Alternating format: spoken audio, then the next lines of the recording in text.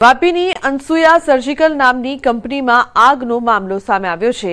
આગમાં દાઝી ગયેલા એક યુવકનું સારવાર દરમિયાન મોત નીપજ્યું છે। આગમાં બે વ્યક્તિઓ દાઝી જતા સારવાર માટે હોસ્પિટલ ખસેડાયા છે। સારવાર દરમિયાન સનીકુમાર હરિરામ યાદવનું મોત નીપજ્યું છે। આગમાં દાઝી ગયેલ આશિષ કુમાર હજુ પણ સારવાર હેઠળ। તો કંપનીમાં આગમાં એકનું મોત થયું છે, જ્યારે એકની હાલ સારવાર ચાલી રહી છે। પ્રભારી સચિવોને જિલ્લામાં વધુ સમય ફાળવવા મુખ્યમંત્રીનો આદેશ છે।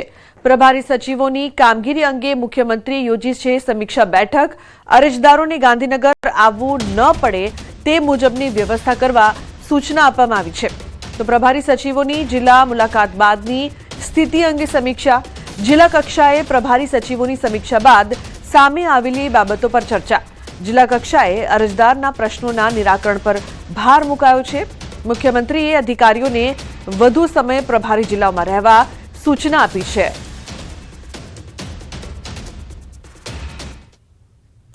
સુરતમાં વહેલી સવારમાં મુસાફરોને લૂંટતા રિક્ષા ચાલકો સામે કાપોદ્રા પોલીસે એક્શન લીધું છે અને 20 શંકાસ્પદ રિક્ષાઓ કબજે કરી છે। સાથે કેટલાક રિક્ષા ચાલકોની ધરપકડ પણ કરવામાં આવી છે। સવારના સમયે બસમાંથી ઉતરતા મુસાફરોને નિશાન બનાવી તેમના સામાનની ચોરી થવાની વધતી ફરિયાદોને ધ્યાનમાં લઈને કાપોદ્રા પોલીસે ખાસ સ્પેશિયલ ડ્રાઈવ હાથ ધરી હતી। આ ડ્રાઈવ દરમિયાન પોલીસે શંકાસ્પદ રીતે સંડોવાયેલા રિક્ષા ચાલકો સામે કડક કાર્યવાહી કરતા કુલ 20 જેટલી રિક્ષાઓ કબજે કરી છે તેમજ રિક્ષા ચાલકોની ધરપકડ કરવામાં આવી છે। જુદા જુદા સ્થળે વાહન ચેકિંગ કરવામાં આવેલું અને શંકાસ્પદ રિક્ષાઓને ચેક કરી અને ટોટલ 25 રિક્ષાઓ ઉપર જુદી જુદી ધારાઓ હેઠળ ગુનાઓ દાખલ કરવામાં આવેલા છે, જેમાં જાહેરનામા ભંગના, વધારે પેસેન્જર બેસાડવાના આવા ગુનાઓ દાખલ કરવામાં આવેલા છે। વાવ-થરાદ સરહદી પંથકમાં કેનાલોની સમસ્યા ગંભીર બની છે। સૌપુર વાછરડા ગામની કેનાલમાં પિયતનું પાણી ન મળતા ખેડૂતોની ખેતી જોખમમાં મુકાઈ છે।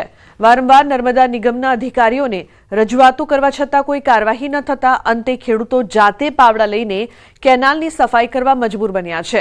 અધિકારીઓની બેદરકારી સામે ખેડૂતોમાં ભારે રોષ જોવા મળી રહ્યો છે।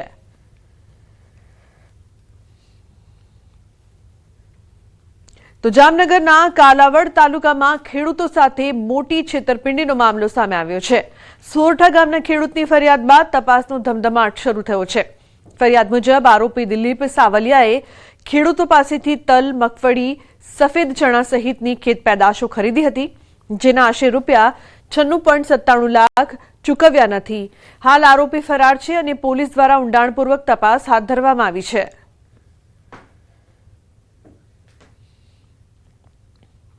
ફરિયાદી તથા સહાયક ખેડૂતોના ખેત પેદાશનો માલ ખરીદી કરીને તે માલને પોતાના વિશ્વાસમાં પૈસા આપવા માટે કહીને માલ લઈ લીધો હોય, પરંતુ પૈસાનું પેમેન્ટ કરેલ ના હોય, જેમાં કુલ માલમાં મગફળી 6073.8 મણ, જેની કિંમત રૂપિયા 84,92,204, તેમજ તલ 112 મણ, જેની કિંમત રૂપિયા 5,80,397, તેમજ સફેદ ચણા 374 મણ, જેની કિંમત રૂપિયા 6,25,000, એમ ત્રણેય મળીને કુલ કિંમત 96,97,601 ની ફરિયાદી તેમજ અન્ય ખેડૂતોની સાથે છેતરપિંડી, વિશ્વાસઘાત તથા ઠગાઈ કરેલની ફરિયાદ નોંધાયેલ હોય અને આરોપી હાલ ફરાર હોય તેને શોધવા માટે અત્રે તજવીજ આરંભ કરેલ છે। છોટાઉદેપુર તાલુકાના અંતરિયાળ વિસ્તારમાં આવેલા ભીલપુર ગામની આંગણવાડી છેલ્લા 15 વર્ષથી કાચા અને અત્યંત જર્જરિત મકાનમાં ચાલી રહી છે, જ્યાં નાના બાળકો રોજિંદા જીવના જોખમે અભ્યાસ કરવા મજબૂર બન્યા છે। કાચી દિવાલો અને પતરાની છત ધરાવતી આ આંગણવાડીમાં લાઇટની કોઈ સુવિધા નથી। ચોમાસામાં છતમાંથી પાણી ટપકે છે અને ઉનાળામાં ભારે ગરમી તથા ઓછા પ્રકાશના કારણે બાળકોને ઘણી વખત ઓટલા પર બેસાડવામાં આવે છે। વધુ ચિંતાજનક બાબત એ છે કે બાળકો જ્યાં બેસે છે એ જગ્યાએ ગેસનો બોટલ અને સગડી રાખવામાં આવી છે। રજૂઆતો બાદ પણ તંત્ર દ્વારા કોઈ કાર્યવાહી કરવામાં નથી આવતી। હવે પ્રશ્ન એ ઊભો થાય છે કે જો અહીં કોઈ અઘટિત ઘટના બને તો તેની જવાબદારી કોણ લેશે?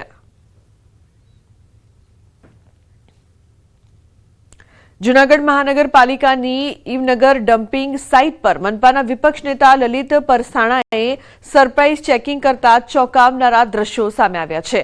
ચેકિંગ દરમિયાન કચરાના ઢગલામાં 5થી વધુ ગાયોના મૃતદેહ મળતા ભારે ચકચાર મચી ગઈ છે. વિપક્ષ નેતા લલિત પરસાણાએ ગંભીર આક્ષેપ કરતા જણાવ્યું કે મૃત પશુઓના નિકાલ માટે ભઠ્ઠી બનાવવામાં આવી છતાં તેનો યોગ્ય ઉપયોગ થતો નથી અને મૃત ગાયોના ખુલ્લેઆમ નિકાલ થતા ધાર્મિક લાગણીઓને ઠેસ પહોંચી હોવાનો આક્ષેપ કરવામાં આવ્યો છે. સાથે ડમ્પિંગ સાઇટની આસપાસ રહેતા ખેડૂતો પણ દુર્ગંધ અને પ્રદૂષણથી ભારે પરેશાન હોવાનું સામે આવ્યું છે. સમગ્ર મામલે મનપાની બેદરકારી સામે પ્રશ્નો પણ ઉઠ્યા છે. જોઈએ કે કચરાના ઢગલામાં મૃતદેહો રજડી પડ્યા છે અને આજુબાજુના ખેતર જે ખેડૂતો છે, નાના નાના ખેડૂતો છે, એમની હાલત કેટલી દુર્ગંધથી દયનીય થઈ ગઈ છે. એટલે આ જે જવાબદારો છે એમાં તમામ તંત્રના આવી જાય છે. જીપીસીબીથી માંડીને તમામ લોકો જે પણ મહાનગરપાલિકાના જૂનાગઢના શાસકો તમામ ઉપર આ કાર્યવાહી થવી જોઈએ. તો પાટણમાં તંત્રની ગંભીર બેદરકારી સામે આવી છે. ટેકનિકલ ખામીઓ અને ફિંગરપ્રિન્ટની સમસ્યાના કારણે 3 વૃદ્ધો આધાર કાર્ડમાં મૃત જાહેર થઈ જતા છેલ્લા 3 મહિનાથી સરકારી સહાય અને અનાજ માટે વલખા મારી રહ્યા છે. ટેકનિકલ ખામીને લીધે જીવતા હોવા છતાં કાગળ પર મૃત્યુ પામેલા આ વૃદ્ધોનું પેન્શન અને અનાજ બંધ થઈ ગયું છે, જેના કારણે પોતાની હયાતી સાબિત કરવા માટે તેઓ કલેક્ટર કચેરીથી લઈને આધાર ઓફિસ સુધી ધક્કા ખાઈ રહ્યા છે. અનેક વખત ડોક્યુમેન્ટ્સ જમા કરાવ્યા અને હેલ્પલાઇન પર ફોન કરવા છતાં આજ દિન સુધી કોઈ નિરાકરણ આવ્યું નથી. તો બીજી તરફ તંત્ર માત્ર ટેકનિકલ ઇસ્યુ કહીને આશ્વાસનો આપી રહ્યું છે. એકલવાયુ જીવન જીવતા આ વૃદ્ધો માટે સરકારી સિસ્ટમની એક નાની ભૂલના કારણે ભારે મુશ્કેલીનો સામનો કરવો પડી રહ્યો છે. ત્યારે આ વૃદ્ધો અને પાડોશીઓની માંગ છે કે તંત્ર દ્વારા વહેલી તકે આ સમસ્યાનું નિરાકરણ લાવવામાં આવે. આ ધક્કા 3-4 વખત ખાઈએ. એ લોકો કે થશે પછી આ હમણાં આલ્યું તું મેં કે તમે અમદાવાદ જો કે છો. હવે અમદાવાદ તો અમે ભણેલા નહીં સાહેબ કે જોયું ના કોશીને અમે જઈએ.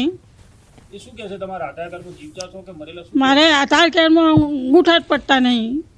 એટલે કે તમે અમદાવાદ જાઓ કે આપણે કેટલી વખત સાહેબ જઈએ કે બોલો કે બેંકમાં પૈસા છે પણ પૈસા ઉપાડી શકતી નથી, આધાર કાર્ડનું બતાવે છે.